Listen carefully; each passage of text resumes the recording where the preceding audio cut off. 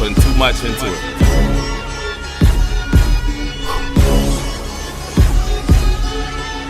Yeah.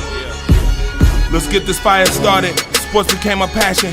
Convo bring it to life, highlighting all the action. Opinions could explode like a chemical reaction. If we started from the bottom, now rise up the newest caption. Man, it's known that every team and every person got an emphasis. But this that similarity that smokes all of our differences. Statements can get real, better back it up with evidence. Prove it for the record, watch this hour of deliverance. Haters outside the lines, but we do it quite frankly. Cause I'm around the horn, so just part the interruption. Cause the hatred they be spreading, cause the unwanted production. What's going on, everybody? What's going on? What's going on? The fire starters in the building. Andre the Torch Robinson is here. What's up? What's up, Bills Mafia? I know we don't play today, but nevertheless, you getting some Bills talk anyway. My brother Mookie, the coach, Hawkins is in the building. What's good? I also got my brother Marcus, the Alphabets, in the building. What's good, Marcus? What's going on, brother? How you doing? What's going on? What's going on? So Mookie, again, you know what time it is, man. Monday Night Football. Monday Night Football. All right, Monday Night Football. Prime time. Our time. Prime time. Is it time for the Bills to go 3-1 against the NFC West, the division that people said that the Bills couldn't beat? Is it time for the Bills to go 3-1 in that division? Is it time? Pretty much. It's pretty much time. Pretty much time. Yeah, you see Marcus Betts with the smirk on his face. He might have something a little different to say. Marcus shouldn't be smirking. Marcus shouldn't be smirking about nothing right now. He especially shouldn't be smirking about anything that has the Bills name attached to it. He shouldn't be smirking about that. I'm smirking because 90% of my picks came true. So I'm cheesing like a villain, bro. Cheesing like I got that Muttley laugh, bro. That Muttley laugh. You remember the dog?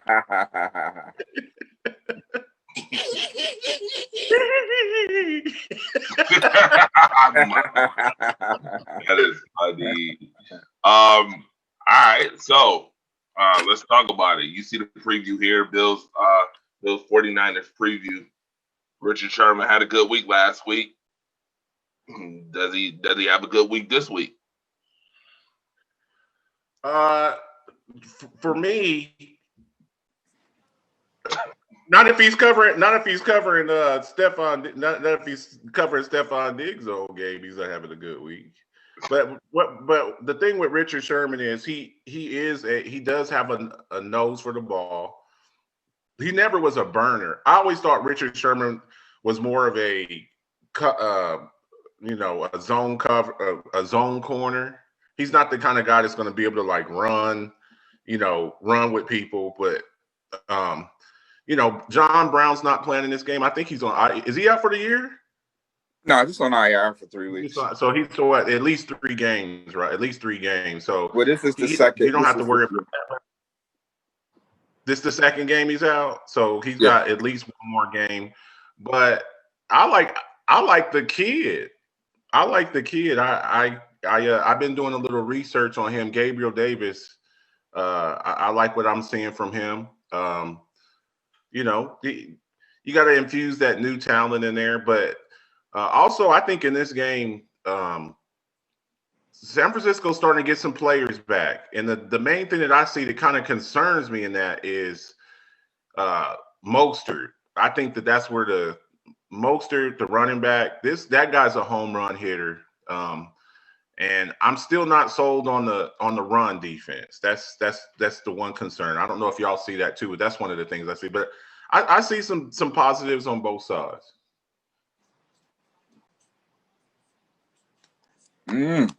I mean,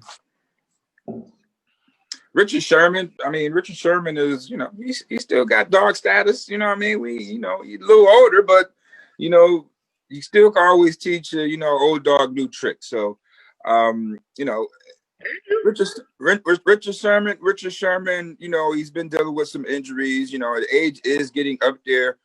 He's not a man-to-man corner. We understand that.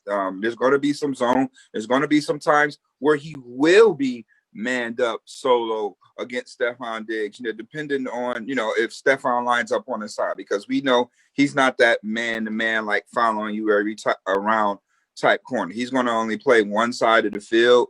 And, if Stephon Diggs is locked up on his side, then, that's a matchup. You got to, look out and see how they're going to play it. So right now, it's week 13. So ever since week 4, teams has been respecting Josh Allen. Teams have been respecting Stephon Diggs and playing in off coverage. Now, you want to say that's cheating? No, it's not cheating. They're just being real strategic, because I repeat, they respect Josh Allen and they respect Stephon Diggs. So now you got cover 2 shell. You got 3-man pressures where they drop an 8 off in the coverage, and the Bills got to play windows.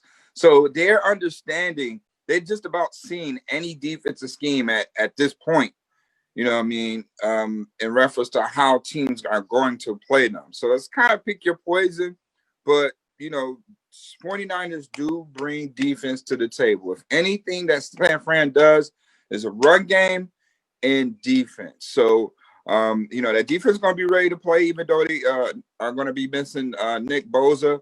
But I still believe that defense is still high power. You look at the season that Fred Warner is handing over there at linebacker, doesn't really get enough credit for, the things that he's doing right now.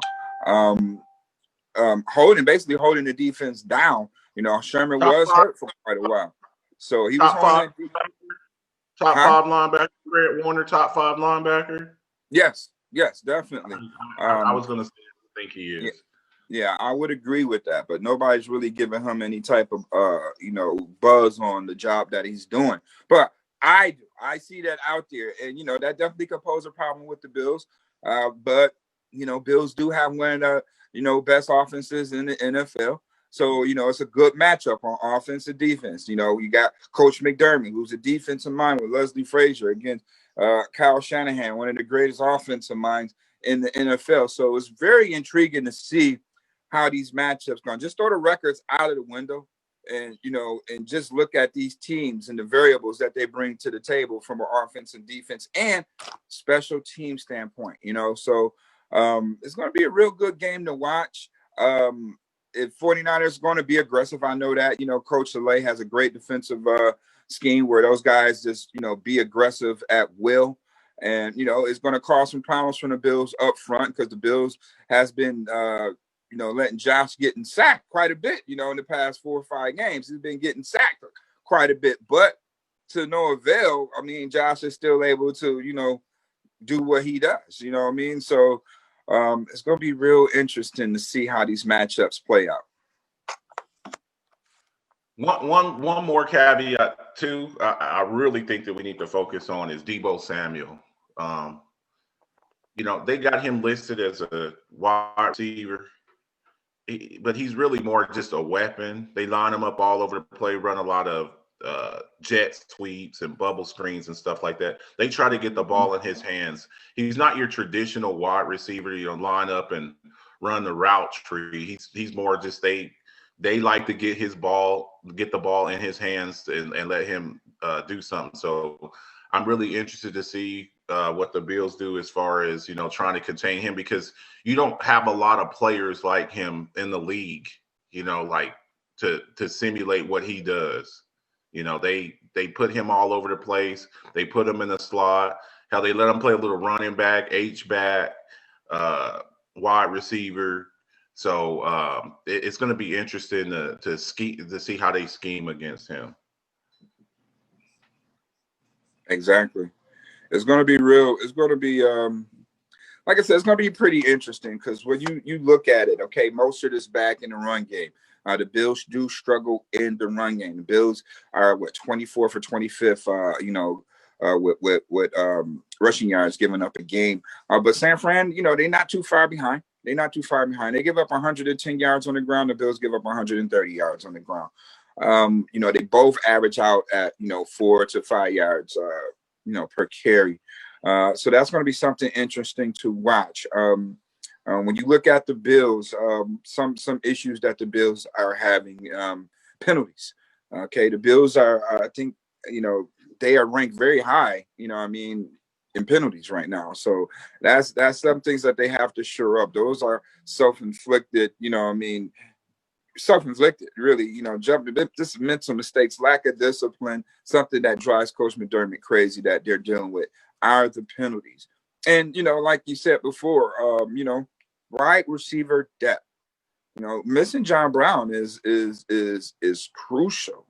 It's very crucial to what he brings to offense. When you got Stephon Diggs and Cole Beasley out there, when you have all three of those guys out there, it creates a matchup problem for defenses, no matter what scheme they're in. If they want to be a three-man pressure or cover two shell, or they want to play man, it doesn't matter. With John Brown out there, just changes the dynamic on how teams have to play you. So, that's definitely going to be something to watch. Like you said, the kid, Gabriel Davis, he has to, pick up the slack, if you will, these next couple of games. He did look good last week, scoring a touchdown, and he had that big 44-yard bomb that he stretched out and mossed your man for. So he's out there making plays, and that's what we want to see the rookie do. We want to see him go out there and just make plays. So, we could get him going early, making plays, being available, then, defenses start to wonder where he is. And, that will open it up for, Steph Diggs and Cole Beasley. Our running backs finally got things going last week with 170-something yards on the ground. Hopefully that can carry over into this week because the Bills are definitely going to need some sort of ground attack to balance out the 49ers pass rush. So, they're going to have to get the run game going. Hopefully, I've been begging for 20 personnel all season long. I think the Bills are just really stockpiling plays and formations because I've seen a lot during the scrimmage that I haven't seen at all yet this year. So I'm just waiting on the Bills to unleash these things, going into, basically that home run stretch. So the Bills have been really playing possum. I think they've been doing an excellent job on moving players around to fit, what they need to be done on that particular week. They don't look ahead with things. They take things day by day and week to week. And, it's a method to their madness on how they do things. So, they're coming around. The defense is finally playing like last year, on a consistent level. And the offense is starting to pick up. So these are some good problems that the Bills have going into the final stretch of the season. And we just have to see, if San Fran can withstand, can withstand the Bills' offense attack, because at the end of the day, the Bills is going to throw that thing. We all know the Bills is going to throw that thing.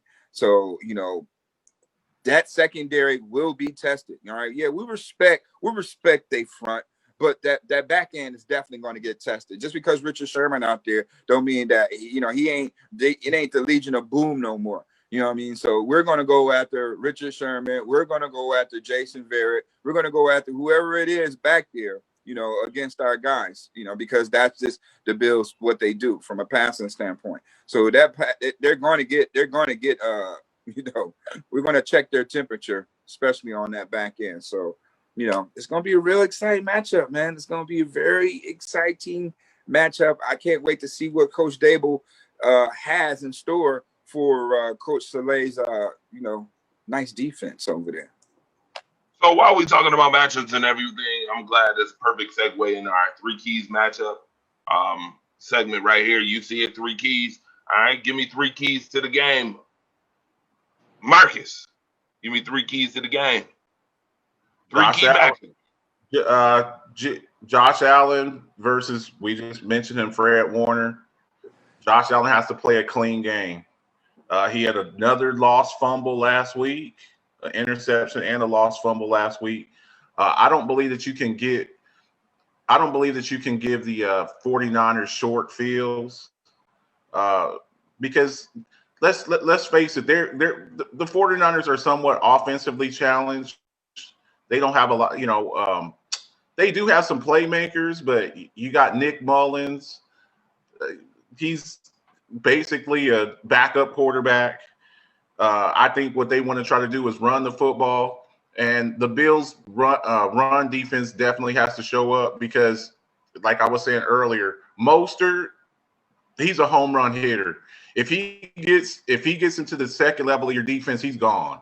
He may be one of the fastest running backs in the league. So I believe their other guy is Tevin Coleman. They got a nice little 1-2 punch in the running game. We've seen the Bills be run on. So what I would say is Josh Allen has to play a clean game. When Josh Allen plays a clean game and doesn't turn the ball over, the Bills are very, very good. When he turns the ball over, fumbles the ball, is reckless with the ball, it's that youthful enthusiasm. He wants to make the play, but you got to be judicious with the ball. All your hopes and dreams are in his hands when he has the ball, so he's got to be careful with that. Mookie, he brought it up. The Bills got to try to run the ball. They got to try to run the ball with Moss and Singletary. I need to see more from Devin Singletary. And Dre, me and you, we've talked about this repeatedly with Devin Singletary. I need more from him. I need to see more. And the two X factors for me for the 49ers, Debo Samuel, like I was saying. And on the Bills side, the X factor to me is Gabriel Davis. The kids got to show up. Mookie 3 keys. Got you, Marcus. Got you. 3 keys, Mookie. And do you agree with the Devin Singletary comment? Yeah, I agree. I agree. I mean, I would have, when you look at that defensive front that they have, the guy that's replacing Bosa leads the team in sacks. Okay. You still have, Greenlaw out there turning up. You still got Jones out there, and you still got Armstead. You still got Armstead. And if Armstead is lined up over Brian Winters, our right guard, then, that's something I'm going to be looking out to see who's lined up over Brian Winters, because he's the weakest link on our offensive line. So I'm going to be paying attention, to how they're going to be blocking up front. Will they be doubling a little bit, in their zone? Because the Bills, they come zone oriented too. So if they're going to play a 4-man front, the center will be free to, help out or chip and go upstairs to the next level if need be. So I'm going to see how they're going to use the center in that regard. Is he going to use them to help out the guards because they're so stout in their interiors? I'm going to see that. That's going to be, a key matchup to look out for.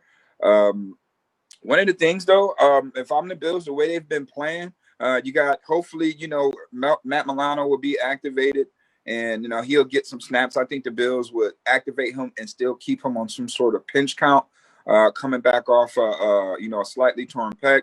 I think the way that A.J. Klein has emerged in his development late in the season, that, it's a good problem. I was kind of scared for when teams used to get in 21 personnel against the Bills. And it's like, damn, you got A.J. Klein out there, man. He ain't looking too good because he's the cover guy. If it ever comes down to a situation where they're in 21 personnel, Matt Milano's taking that tight end. So A.J. Klein will still be responsible for the back. Now, he's been playing well from an aggressive standpoint, but he still struggle at times in coverage. So he's still going to be checking those running backs. He's going to be checking Raheem Mostert. He's going to be checking Jared McClendon. He's going to be checking Jeff Wilson. It doesn't matter who plays running back for the San Francisco 49ers. The system has always been the system ever since his dad was doing it in Denver. So, that zone run concept is just a little bit more creatively designed with the younger Shanahan, because now he does it with a lot of motion, a lot of misdirection. You got these ultra dynamic athletes in Brandon Ayuk and Debo Samuel. So, it's going to be a lot of run, and then it's going to be a lot of run action today. So if I'm the Bills, I'll be just, hey, let's just shut down this run and see if Nick Mullins can beat us with his arm today. Because that's what I'll be doing, against San Fran. I'll play aggressive as hell on defense, and I'll be loading that box up, and I'll be sending 8-6 guy. I'll make it real exotic for Mullins, and I'll send 5-6 guys a time at him and let him figure that one out.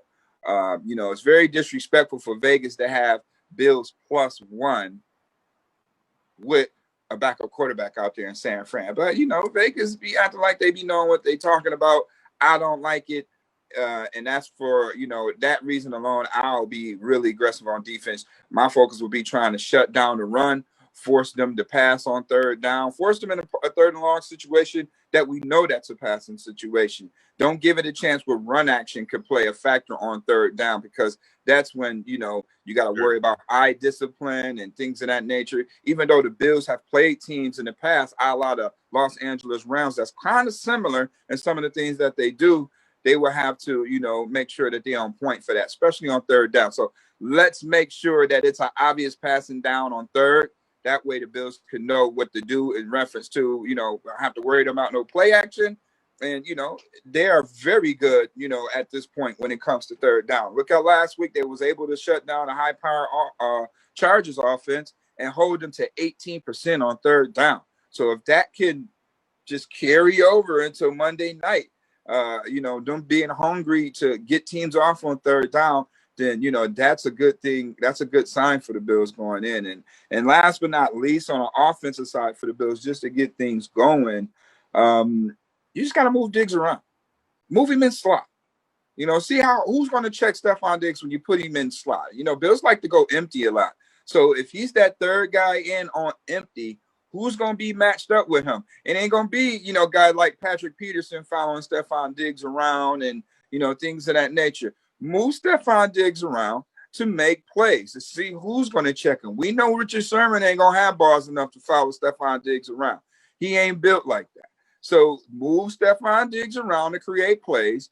Make sure you're running the ball effectively. And, if the Bills is running the ball effectively, then San Fran's going to be in for a long day, because I haven't seen anybody really stop their passing game too tough. So, if the Bills get going in a run game, then it's going to be a long day for San Fran. So those 3 key matchups are something to watch from my perspective. All right. 3 keys to victory. 3 keys to victory. We talked about the matchups. Marcus, 3 things that the San Francisco 49ers need to do in order to win today. They got to run the ball. They got to run the ball. I keep bringing up his name, Raheem Mostert. They've got to feature him. He was out with an injury.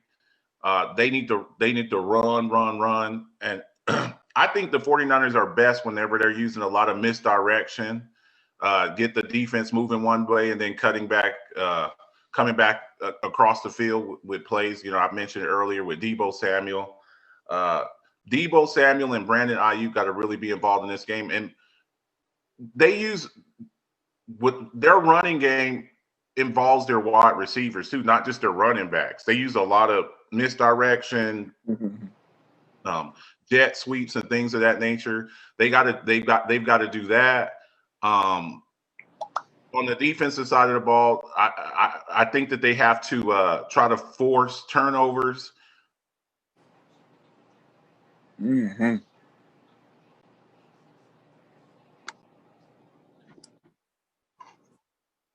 Yep. And Marcus got stuck on forced turnovers. All right. Mookie, give me your 3 keys real quick before we get back to Marcus. Yeah, Marcus was, he had valid points. So, first thing, keys to victory. The Bills must keep it going and create turnovers and get into the quarterback. That's one thing the Bills have had success on defense as of late. I think the Bills right now, they're like top 3 in sacks. Who would have thought that the Buffalo Bills would be, up there in sacks right now? Like with the past 4 or 5 games, they had, 19 sacks and 10 takeaways. So that's like, the past 4 or 5 games, that's like the league best right now of that span of sacks and takeaways. So the Bills have definitely been getting the job done, from a defensive standpoint that, You know, that people hasn't really been paying attention to. You know, they've been paying attention to, you know, Josh doing this thing in the passing game. But the defense is slowly but surely joining our party. So defense must create turnovers and get to the quarterback on third down. 2, you must know where Raheem Mostert is at all time, because not only can he hurt you in you know, the run game, he's a great pass catcher as well too. They like to do a lot of screens. So we have to have an APB out on Mostert at all times. There need to be somebody when the huddle gets break, they need to locate Raheem Mostert. Wherever he is, locate Mostert. That's 2. And 3, I'm going to say this. Special teams. Bills must win the field of position, average start. You look at how start the Bills special teams has been. Nobody never really talk about special teams being the key to victory. I'm going to go out here and say it that, you know, the Bills special teams need to stay consistent on what they've been doing. Andre Roberts has been doing an outstanding job giving those guys the ball in great field position, basically giving the Bills a short field to work with, you know, for the majority of the game. If the special teams can keep that up. On the flip side, with Borjo punting the ball real well, keeping those teams pinned, reestablishing field position, it will be quite key Monday night. Because, you know, you look at San Fran on the flip side, I think it's going to be what Debo Samuel's returning those punts, right? So, you know, it's going to be, you know, there's going to be something to watch on special teams as well. So setting that field position is something that the Bills have been doing, and they need to be consistent at that. So the Bills must be able to, you know, set field position and make sure that, you know, the 49ers have a long way to go on their drives to score. All right. Is Marcus back? Is back? You back, Marcus? Yeah, I like that assessment. A quick question, Mook. Saleh, the defensive coordinator for the 49ers, he wasn't he the defensive coordinator for the Broncos as well? I don't think he was the DC. He wasn't the defensive coordinator. He probably would have been on that staff, I think, for linebackers, but he wasn't the play caller. I was looking at an interview with him, and he said, and he mentioned playing Josh Allen like he compared him to Cam Newton, earlier Cam Newton. He goes, "That's how you have to play. That's how you have to play him." You know, the mobility. So it's going to be a nice little chess match. Very very entertaining game. I'm looking forward to it. Oh yeah, it's going to be real entertaining. You know what I mean? It's prime time, so you know that's what we are to do, baby. We prime time the next 4 out of 5 games. You know, we're gonna see, you know, where the Bills at, big stage up against the NFC, you know, NFC champion right now, San Fran. You know, even though they are a little bit undermanned, but you know, I think, you know, hey, if Garoppolo was the quarterback, maybe the Bills would probably be under. I mean, you know, the Bills probably would be favored if Garoppolo was the quarterback, but you know, you got Nick Mullins out there. You got Nick Mullins. Go figure. All right. Y'all see it here. Y'all know what it is. It's time to predict who will be the Ralph Wilson Player of the Week. Mookie Hawkins. Who will be the Ralph Wilson Player of the Week, sir? Ralph Wilson Player of the Week is going to be Tyler Bass. He's going to be the Player of the Week. He's going to boot a nice 60-yard field goal out there on Monday night. It's going to be the big boot. Tyler Bass going to be the Player of the game. Ralph Wilson Player of the Week. Now, I don't know if he will kick it to win it, but I know he's going to kick a 60-yarder, you know, and that's, you know, that don't happen all the time. Big leg Bass. Okay. The eye of the Tyler. Going to be major. Tyler. Wow. I'm going with Cole Beasley. I think his ability to move the chains, the short to intermediate routes, whenever the 49er defense is coming after Josh, I think he'll be his safety blanket in this game. And I could easily see Cole Beasley I know a lot about Cole Beasley. He was with my Cowboys for a majority of his career. He knows how to get open. I think Cole Beasley has a real good game, and I think Shameless plug. And we know he was gonna name Cole Beasley anyway. Mm-hmm. Shameless plug. You want to keep it cowboy. He's so cowboy. He's so cowboy. Yeah. All right. Now, with that being said, I got a new poll to put up, y'all. It's a new poll. Another poll to put up. We put up a first poll actually, and here was the results to the first poll. I don't know if you guys saw this, Mookie or Marcus. This was the first poll we put up. How many more games will it take the Bills to clinch the AFC East title? I put up 2, 3, or 5. 1 was not an option, Mookie. It's only 1. How many more games will it take? 1. So yours is 1. You're not even on this poll then. Not even on the poll. 2, 3, not even on the poll. Listen, once they beat New England, that's the division.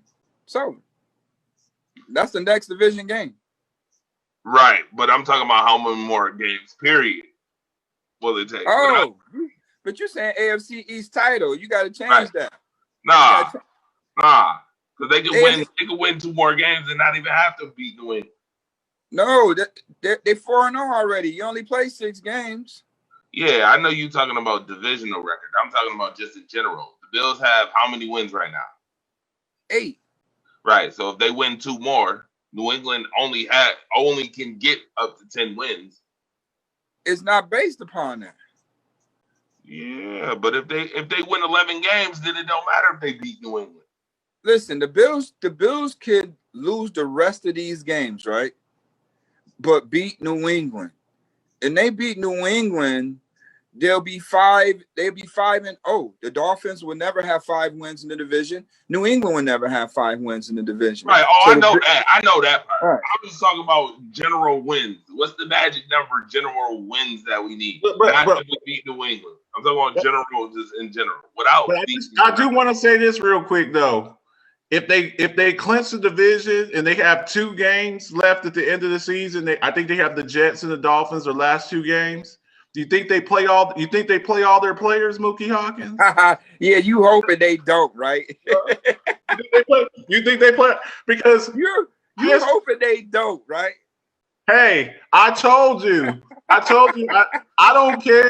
I don't care if they're 5-1, 4-2. As long as they ain't 6-0, you get my CeeDee Lamb jersey ready.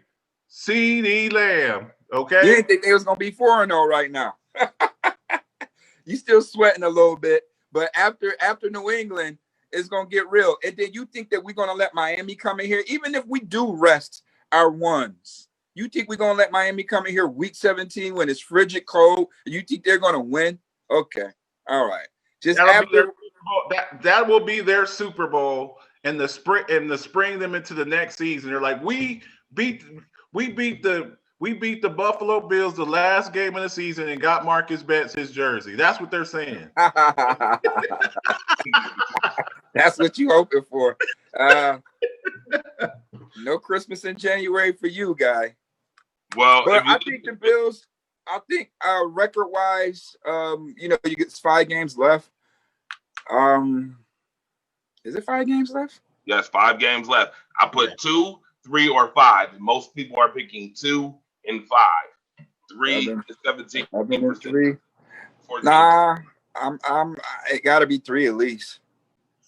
3. Okay, so you taking the roll less travel by with 3. I'm gonna say 3 then. Yeah, because I had the Bills winning 12 games this year. So let's go out and get it. You know what I mean? Don't even wait around with it. 11 and 5 will get you to the division. All right. Vote. We already know 2020 was super important as far as voting. I am continuing that trend by putting a whole lot of voting polls up From now on, during shows, I will be putting a lot of voting polls so we don't forget how to vote. All right, vote, vote, vote. Come on now. I see a whole bunch of people in here, and I need a whole bunch of votes. All right, who will be the Bills MVP this season?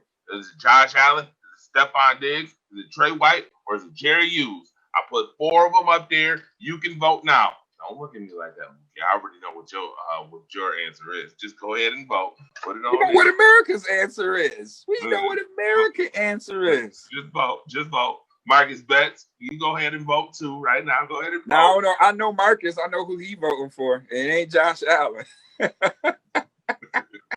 It's not Josh Allen. He fumbled too much. It won't be Josh. It'll be Steph Diggs. He's on path to breaking Eric Mode's receiving record. So there's 100, he's going to break that 100. He's going to break that 100 catches. He's going to break that. Yeah, he's going to break that. I said in the beginning of the year, everybody thought I was crazy when I said that Josh Allen's going to throw for 4,000 yards. Everybody thought I was crazy when I said that Josh Allen's going to throw for over 63% of his passes. Marcus is talking mess in the comment section, though. Why are you on the show talking mess? Do you see what he wrote in the comment section? Don't make me read it, Marcus. I'm sure they can see it. No. Somebody go in there and said, "Oh, you're eating your words about Josh Allen." I have given Josh Allen his props, and if you watch the Alphabets football show, I've actually had him win an award on our show. I still the only issue I've ever had with Josh Allen. What Mookie? You know me. You've done shows with me. What is the issue I've always had with Josh Allen? He robotussins the ball. He turns the ball over. Besides, he has elite arm talent, maybe the strongest arm in the league. His mobility, he's got great mobility, but his accuracy and his decision making and his ball security, that's the only issue I've ever had with him. And he has gotten better. He still has some ways to go. Like most players do. There's things that you have to work on. But I don't have anything against Josh Allen. But when you turn the ball over, you cannot turn the ball over. Because as you play better teams down the road or get into the playoffs, you cannot lateral the ball to your tight end. You got to live to fight another day. That's the only thing I've ever said. He's definitely played better this year. But I have somebody in the comment section saying, "Oh, you've always said something about Josh Allen." Dude, is year 3, and he had his first 300-yard passing game this year. Okay, guys like Justin Herbert and Joe Burrows, they had their first 3 starts, they had 300 games. So that's the issue that I've had with that. But he's playing better. That's that. But you got to look at it from a schematic standpoint. That wasn't the Bills' scheme. Those first couple of years, the process with Josh, his development wasn't. Let's go empty and see what this kid has as far as an arm standpoint. No, that his development is different. Coming from Wyoming, you look at Joe Burrow and you look at Justin Herbert. They're coming from 2 prolific college offenses, by the way. All right, so they're natural born gunslingers. Josh Allen is a raw gunslinger. He had to develop that in the league. So the Bills did a good job on making sure that he had the right pieces around him for that development. You look at Justin Herbert, the team that he has Mike Williams, Keenan Allen, Hunter Henry, and any running back you can possibly think of already. Josh Allen didn't come in with that. Joe Burrow, he's coming in with T. Higgins. He's coming in with a Joe Mixon. He's coming in with an AJ Green and a Tyler Boyd. He's coming in with weapons. Josh Allen didn't come in with weapons. So he come in with Frank Gore. You know what I mean? So the development. Trust the process. The process for him in year 3 was to become, what he's becoming now. He's evolving. Baker Mayfield haven't thrown for 400 yards. What other quarterback? Lamar Jackson ain't thrown for 400 yards. No. Who cares when Josh Allen is throwing these? Because Baker Mayfield ain't thrown no 400+ yards up games yet. Who's the defending MVP? Who's the defending league MVP? I'm trying to remember. Who's the defending league MVP? Lamar Jackson. But he has Lamar Jackson. Yeah, Okay. he has yet thrown a 300-yard game too. He has yet thrown 400 yards. So what's going on with Lamar Jackson? Where Baker Mayfield at? Where's Sam Darnold at? Where's all these quarterbacks that was taken ahead of Josh Allen that everybody thought that was better than Josh Allen? I'm gonna make a bold prediction for you. Okay, I'm gonna make a bold. Are you ready? Sure. Now, as far as Sam Darnold, a lot of people think that Sam Darnold's trash. I don't. I think that when Sam Darnold gets away from Adam Gase and the Jets' garbage organization, I think he'll be just fine. Yeah. We see what Ryan Tannehill is doing now, away from Adam Gase. Adam Gase is a train wreck. He is a quarterback destroyer and a franchise destroyer. I'm not ready to give up on Sam Darnold yet. He was the reason that Sam Gase gets all this notoriety because he was the lucky offensive coordinator there when Peyton Manning was there. So he really wasn't calling shit. You know what I mean? If I could, say that. I know I can't drop no F-bomb. He really wasn't calling, jack shit out there. It was Peyton Manning calling those plays out there. So he was the figurehead that got all the love, all the notoriety. He's the hottest coordinator. He was the Eric Bieniemy back then. But, now when you're at the helm as the head guy, he's not head coaching material, and you're starting to see that. Look at, how Tannehill has thrived leaving Gase. And then, Sam Darnold just definitely has to get out of New York. I knew he was doomed from the start going there because, first of all, he's a Cali kid. He's not accustomed to this type of weather. He can't throw a cold ball, and he's dealing with injuries. So that was, you got to get rid of the general manager. You got to get rid of the coach. You got to get rid of those two guys first. Mookie. Yeah. Just tell Marcus he could be referred to this real quick. Just tell him. Yeah, dude, just sign it every week. Just sign out a policy form. You know what I mean? Just sign it. Look, do you know that every quarterback in the 2018 draft, none of the quarterbacks from the 2018 draft have a playoff win? I'm not saying none of them. None of them. So that's okay. You want to sit up there making it to the playoffs and then getting bounced in the first round, that means nothing to me. So win a playoff game, win your division first, and then win a playoff game, and then get at me, and then I'll sign it. How about that? How did you sign it? Well, I watch this. Marcus gonna be signing it at the end of the season because he's gonna do both at the end of the season. Well, and then again, Marcus, I mean, if just so happened that Mike McCarthy and them can't get it together, that organization, Jerry Jones would have keep acting like he the man over there. Here it is. I mean, you could be Bumblebee in a Transformer, transfer your team over from the Cowboys. Yeah, that coaching is bad. Listen, the coaching is that bad in Dallas. I don't mean to turn this into a Cowboys bashing, but hey, teams are doing the annexation of Puerto Rico. Really? And it's working. They're executing plays that they get off of movies against the Dallas Cowboys. I would have fired that coaching staff right after the game. How dare they do that on Thanksgiving? Something that the Cowboys is their show, is their platform. I will say that I'm gonna give Mike McCarthy one more year. Look, I'm gonna give Mike McCarthy one more year. Look, with the injuries, come on now. The injuries that they've had this season, come on now. Mook, even you got to admit, you tell me a team that can survive 3/5 of their offensive line getting hurt. And actually now let's just start with the quarterback. Let's just start with the franchise starting quarterback. When I have people making jokes and stuff, how many games would the Buffalo Bills win without Josh Allen? How many games would the Buffalo Bills without Josh Allen and four out of 5 of their starting offensive linemen out for the season? Won't win the game. That's all that I'm saying. People are sitting up there, they're a dumpster. Okay, they're terrible. When you lose the only team that I've seen that still kind of survived without their starting quarterback were the Pittsburgh Steelers last year. They were 8-8 without Ben Roethlisberger. You take away any team starting quarterback except the teams that don't really have a good starting quarterback. You take quarterback away, and they're done. That's just what it is. San Fran doing it right now with Mullins. Somebody in the comment section said that they take a Cowboys every morning.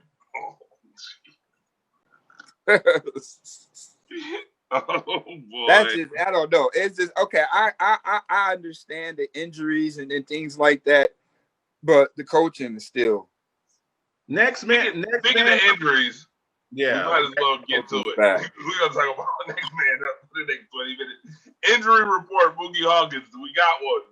We got an injury report this week. We do. But it's kind of light, you know. It's kind of light when you look at it. You know, it's very light actually. Bill's injury report goes as follows. Mario Addison, he just didn't practice because he was just chilling. He was resting. Josh Allen, he's on a report for, you know, the ankle knee. You know, he got kind of tied up with Bosa there a little bit, but he's fine. He's practicing full. John Feliciano, he has a sore foot. He practiced full yesterday. Jake Fromm, he was limited. We all know why.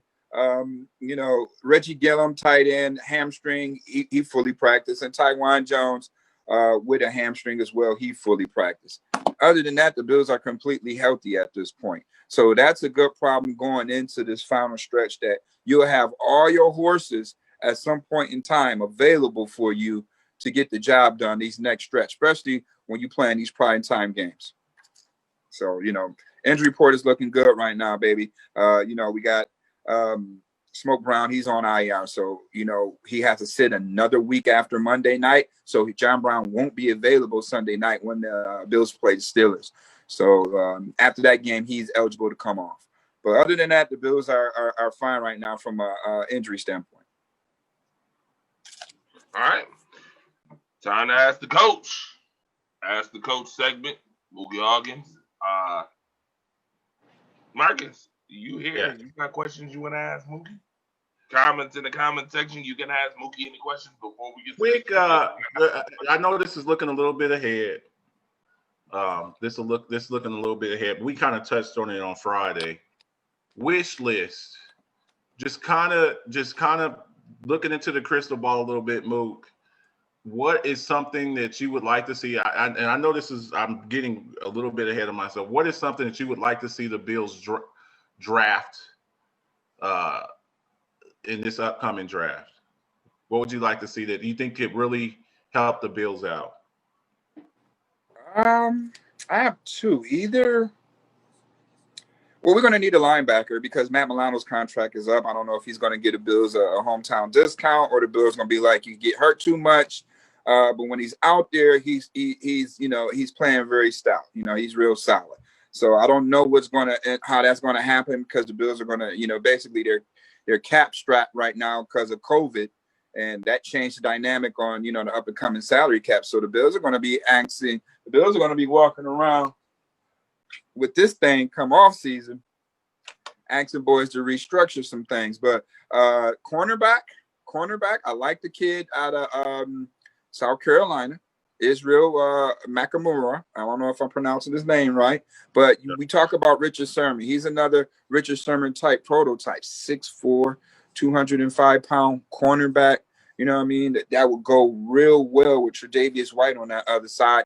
Not sure what's going to happen with Levi Wallace, who's a restricted free agent at the end of the year. Josh Norman's under the 1-year deal. And we do have a rookie corner, Dane Jackson, who has showed that he can play. You know, he's up for the task, but, you know, he really hasn't had too many reps. So I would love to see another cornerback, because you can always use more. You know, you can always have corners. You can always use them. Funny that you mentioned Richard Sherman, because it was just a report that just came out, just hit my phone 2 minutes ago, says Richard Sherman is not likely to sign with the 49ers after this season. Oh, well, yeah, well, he won't come to Buffalo. I don't think. I mean, he fits the mold, but he's a California guy. He's a warm weather California guy. Yeah, you know what I mean? Yeah, he's Stanford guy, so, you know, who's to say where he would end up? But I would. Same thing about Marshawn Lynch, though. Yeah, I mean, Josh Norman might give us a hometown discount next year just to stay. I don't see Josh Norman trying to go anywhere else at this point. He's diving into the community. I don't think he will want to leave pending the type of season that he has had. dealing with injuries and the stiff arm that's going across the nation. He chimed in a little bit about that on Friday. It's kind of hilarious, but so I'll see that. I'll see Bills getting a corner and a linebacker. It's that linebacker out of Ohio State, Browning or whatever. We need a linebacker and we need a cornerback. The offense is good. We can probably tinker with another guard at some point, but Right. on my draft list, it'll be a linebacker or a cornerback. And one last thing I wanted to ask you. I just got a Facebook jail, and I'll be watching your show, man. I just couldn't comment on it. But Josh Allen, he's in year 3. Any talks of him getting the 5th-year option since he was a first-round pick, 5th-year option, and then trying to spread out his because he's coming up on a contract in the next 2 years. And with the way that the quarterback contracts are going now, we're looking at upwards of $30 million going into the low 40s for starting quarterbacks. Do you see the Buffalo Bills giving him the 5th-year option? And could you also see them signing him early, like the way that the Eagles did Carson Wentz and the Rams did Jared Goff? Could you see them signing him 2 years early, a year early, to try to save money? Could you see that? Hold on, well, those are two possible. Hold on, move. Out of the ashes comes a fork. Put a fork in it, Marcus. I know exactly where you're going with that question, you little creeper. I know exactly where you're going. What did I do? Put a fork in it, darn it. Put a fork in the Josh Allen stuff. Go ahead, Moogie, answer that question. He ain't slick. You ain't slick. EA, it's in the game. You, on the other hand, can't run the game with the questions. Go ahead, Moogie. Go ahead, man. I mean, those are two ways to look at it. Do you sign him early, or do you play the game with him? Do you exercise that 5th-year option? We got to see what that 5th-year option entails. You know what I mean? How much do Josh get on that 5th-year option? Is it worth signing for that 5th-year option, or just to go ahead and extend him? Because this is his 3rd year. Yeah. So next year, me personally, I would probably extend Josh next year. Just get it out of the way. All right. He proved this year that he's your franchise guy. We don't have to keep going through the motions on, is he our franchise guy? So we know that he's here. Okay. So go ahead and pay the guy. I would go ahead and extend him because you have Tremaine Edmonds, who came in the same year. So you have to sign one of those guys to franchise tag the other guy. So we don't know who is it going to be. I would think that you would go ahead and take care of Josh, because franchise tagging a quarterback is a little bit higher than franchise tagging a linebacker. So I would go ahead and give Josh a Deshaun Watson type of deal. 4 years, 170, whatever the case. And, go ahead and focus on Tremaine Edmonds now. Because now once you get Josh signed, once you get Tremaine Edmonds signed, you have pretty much your whole team locked up for the next 3 to 4 years. So, I that's the route I would take. I would extend Josh, and then, we'll have to see what we have to do with Tremaine, possibly franchise tag him to sign him at a later date like they did Tre'Davious White, and get back on top of things as far as the cap wise, because COVID took about $20-something million away from the Bills. So they have to, hustle and bustle just to create that space. So that's what I would do with Josh Allen. I'll sign him come next year, extend him, and then focus on, getting the deal done with Tremaine Edmonds. Either that's franchise tagging him or exercising the option for him, and then extending him as well the year after. That's the focal point. Once you get those two guys signed, your all your core players are locked and loaded under contract for the next 3-4 years. You don't have to worry about that. Only thing you have to do is play ball and compete for championships now. Okay. And we can afford to give away 1st-round picks every year because we don't need them. You know what I mean? They already started that trend. We drafted Stephon Diggs in the 1st round this year. Who else are we going to draft next year? When you're giving up a late 1st-round pick for a number 1 receiver, when you look at what was available, would you rather have Stephon Diggs or T. Higgins? Would you rather have Stephon Diggs or Justin Jefferson? Would you rather have Stephon Diggs or Jalen Reagor? All of those first round pick. Definitely your boy Magic Bean.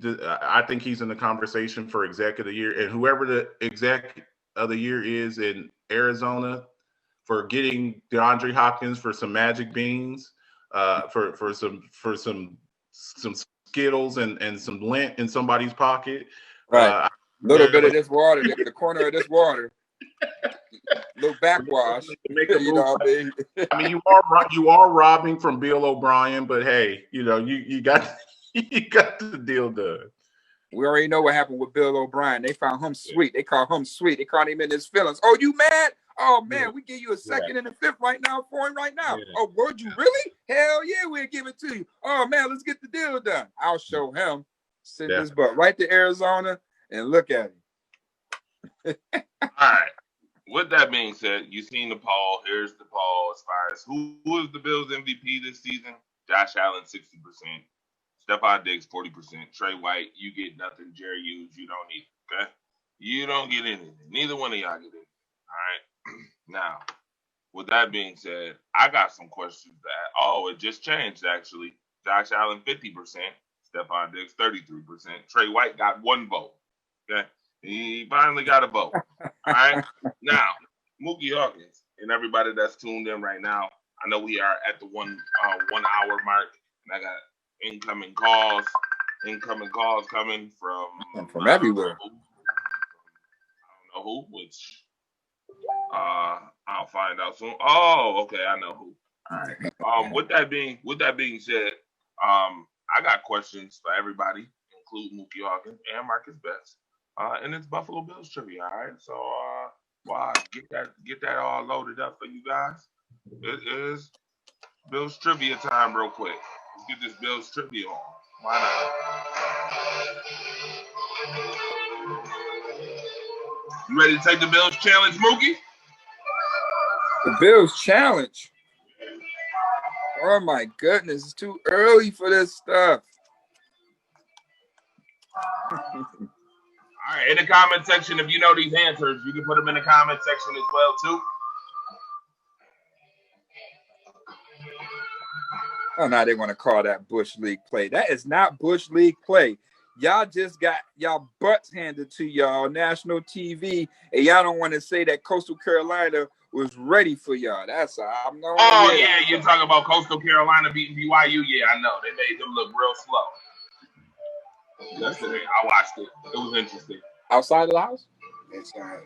They come. It's ready on the border. Y'all ready? I think I got question number 1 loaded up. You keep that one. Oh, okay, player. My uncle come down, you know what I mean? Timing out with gifts and things, Okay. Mookie. Question number 1, sir. Question number 1. What year were the Bills found? What year was the Bills found? Yep. What year was the Bills founded? Question number 1. Was it 50? They just had their 50th, didn't they? The crazy part about it, I think, is my mom's birthday. They established it was October 28th of. Ooh, was it? You want some multiple choice, or you want to just go at it regular? No, just give me a minute to think, because I was just seeing it somewhere. I was like, oh, that's my mom's birthday, so we got something in common, with the Bills. I would say October.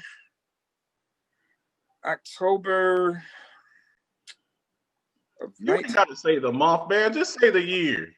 It was at 1950. No, because they just had a damn 50 reunion, I think. Was it 55 years ago, something like that? Well, if it's 50 years, that's 1960. It's 2020. Oh, what? Y'all, what's wrong with y'all? Y'all can't add and subtract. 1960 from 2020 is not 50 years. Marcus, what is going on here? It's 60 years. I'm 60 60 years. years. Is that your final answer? Is it 1960? Yeah, I'm gonna go with that. Because I knew it was something, you know what I mean? Because I mean they didn't play in the 50s. They didn't play I'm looking in the here 50s. I'm looking here in the they said 1960. Okay. Because I know they won their first they won their first AFL with what 61, 62, something like that. They was dominating, you know, to start off. So it was I'll say 60. There you go, your answer right there. Oh, okay. So real quick. Okay. So the Buffalo Bills and the Dallas Cowboys were founded in the same year, and we have 5 championships, and y'all have none. My goodness. Let me just. And with that being said, question number 2. They was the Texans back then, bro. Stop, cut it out, man. They wasn't even in Dallas back then. I'll unmute Marcus now. I know he likes to get stuff going. Who was the first head coach? Oh my God, Marcus. Who was the first head coach of the Buffalo Bills?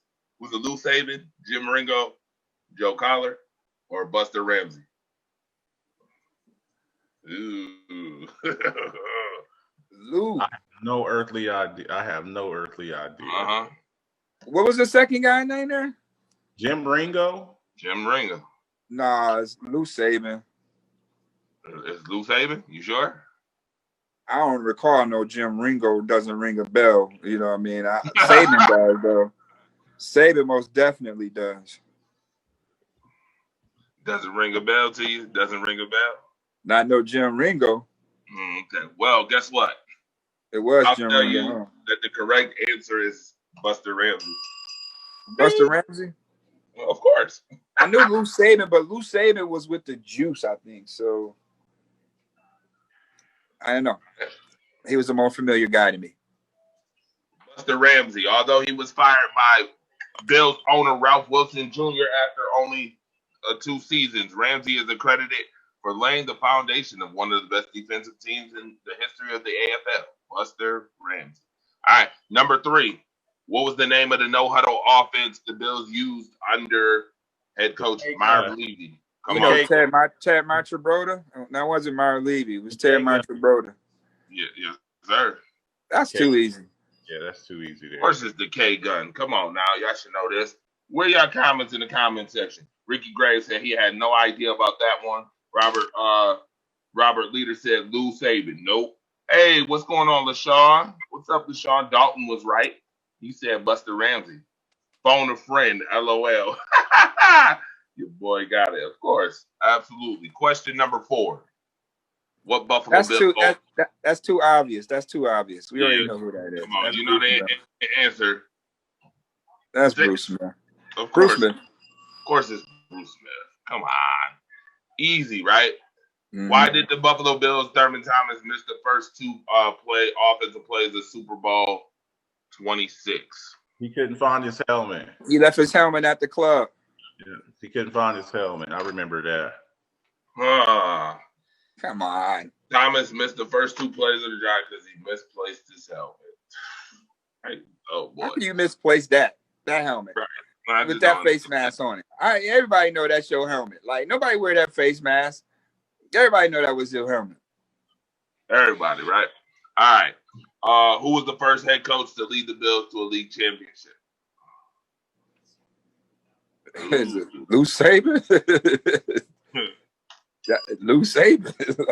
Lou Saban is correct. All right. Who was the first Buffalo Bill elected to the NFL Hall of Fame? Ooh. Was it the Juice? Was it the Juice? Was the Juice? Was it the Juice? Yes, it was. Oh, okay. I was gonna say McKenzie. I was gonna say McKenzie, but they same time. Mm-hmm. All right.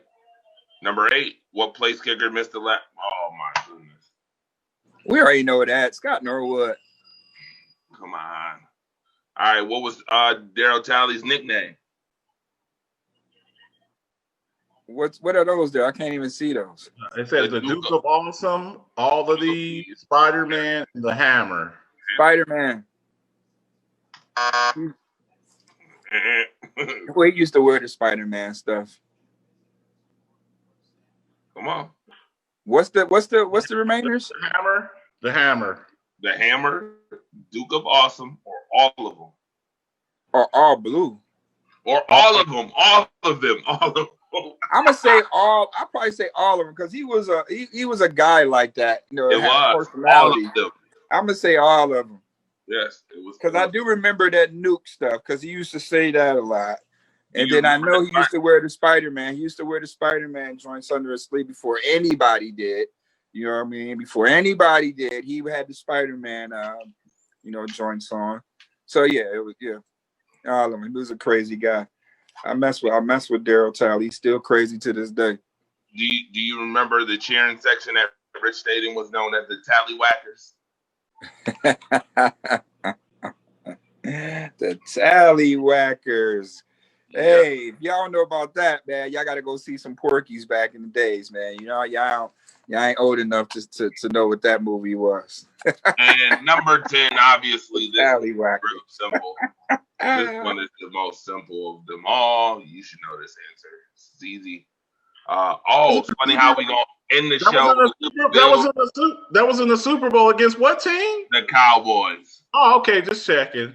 The Bills, Cowboys. Funny how He was showboating and we still won that game. That was really so of course the answer is. I don't know why would you even put that as the last question with him being on the show. I didn't do anything. I didn't do anything. All right. Shout out to everybody that was tuned in. A whole lot of fun.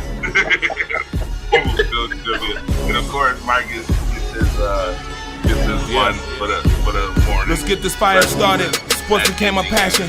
Combo bring it to life, highlighting all the action. Opinions could explode like a chemical reaction. If we started from the bottom, now rise up the newest caption. Man, it's known that every team and every person got a nemesis. But this